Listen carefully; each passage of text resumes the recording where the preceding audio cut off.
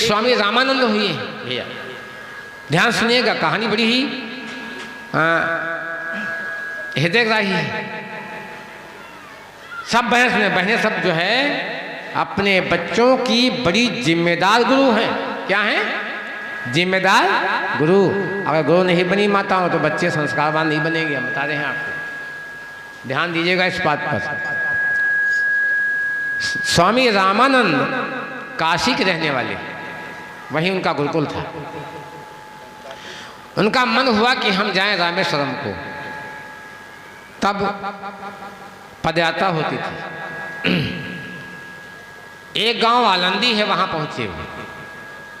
आलंदी में हनुमान जी का मंदिर था, उसमें वो ठहर गए। नित्य प्रति एक गांव की देवी आती थी दर्शन करने के हनुमान जी की, और वह दर्शन करके जैसे मुड़ी तो संत को देखा, तो संत के चरणों में मत्था रख दिया। संत ने कहा पुत्रवती भव, स्वाभाविक है, पुत्रवती भव, आशीर्वाद दिया संत। तो लगी हंसने, कहा महाराज जी ये आपका आशीर्वाद झूठा है। कहा क्यों बेटी? आपके मांग में सिंदूर है, मैंने सिंदूर को दे करके आशीर्वाद दिया है पुत्रवती भव। कहा दिया तो है, ये पति मेरे साथ नहीं है। कहा कहाँ है पति तुम्हारा? कहा पति को तो आपने सन्यास की दीक्षा करके उसको सन्यासी बना दिया। अच्छा अच्छा, क्या नाम है तुम्हारा? रुक्मिणी। क्या नाम तुम्हारे पति का था? तुम्हारे पति क्या नाम? कहा बिल्लभ विठल पंत।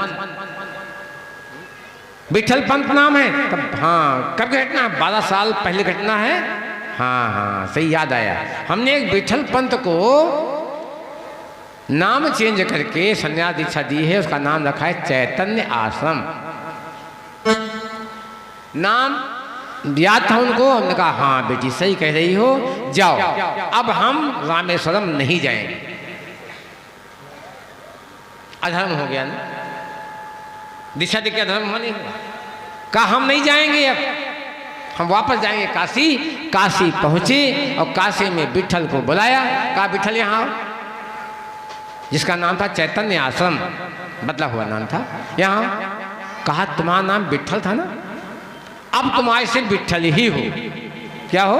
आज से विठल। आपका नाम चैतन्य आश्रम हम काट रहे हैं आज से। जाइए गृहस्थ आश्रम जी करके आइए, तब यहाँ संन्यास लीजिएगा।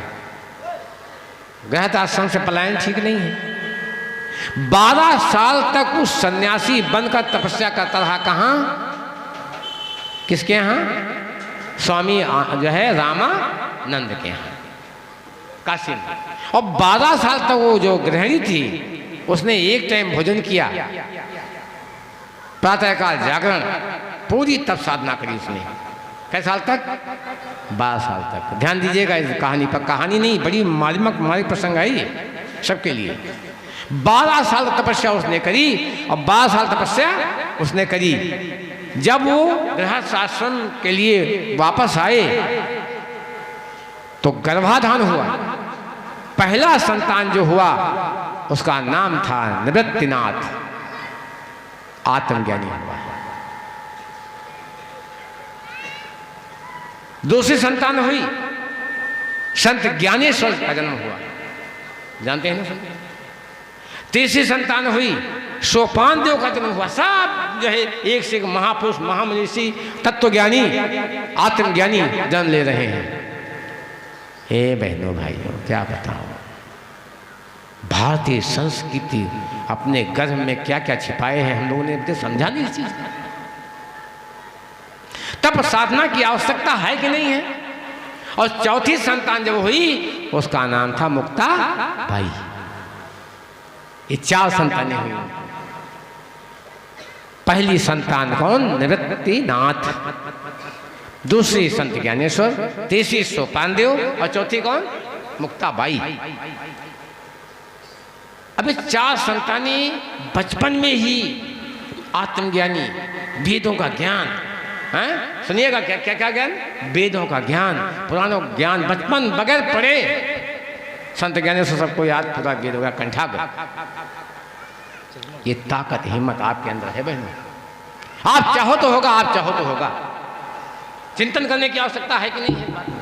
चिंतन करने की आवश्यकता है। और हम संत ज्ञानेश्वर की कथा सुना दें आपको, ताकि उसके पौरुषत्व को और उसकी शक्ति के संबंध में, उसकी विनम्रता के संबंध में, आपको संस्कार के संबंध में मालूम हो सके, ये सुनाऊंगा। संत ज्ञानेश्वर के पास एक चिट्ठी आई और संत ज्ञानेश्वर की आयु है 14 वर्ष की, मुक्ता बाई की आयु है मात्र 7 वर्ष की। 7 वर्ष में कोई बच्चा ज्ञानी हो सकता है? बताओ। 14 वर्ष में ज्ञानी संत ज्ञानेश्वर 14 वर्ष के, मुक्ताबाई 7 वर्ष की। चिट्ठी आई, चिट्ठी मिली किसको? मुक्तिबाई को, मुक्ताबाई को चिट्ठी मिली, मुक्ताबाई को। चिट्ठी में देखा तो चिट्ठी में एकदम साफ था, कुछ नाम वाम वो लिखा नहीं था, ना कोई मैसेज था चिट्ठी में। ऊपर क्यों लिखा था संत ज्ञानेश्वर बस। हुआ क्या, कहानी का मतलब क्या है? एक जो है ऋषि चांगदेव हुए, नाम सुना होगा। चांगदेव की उम्र थी 1400 वर्ष।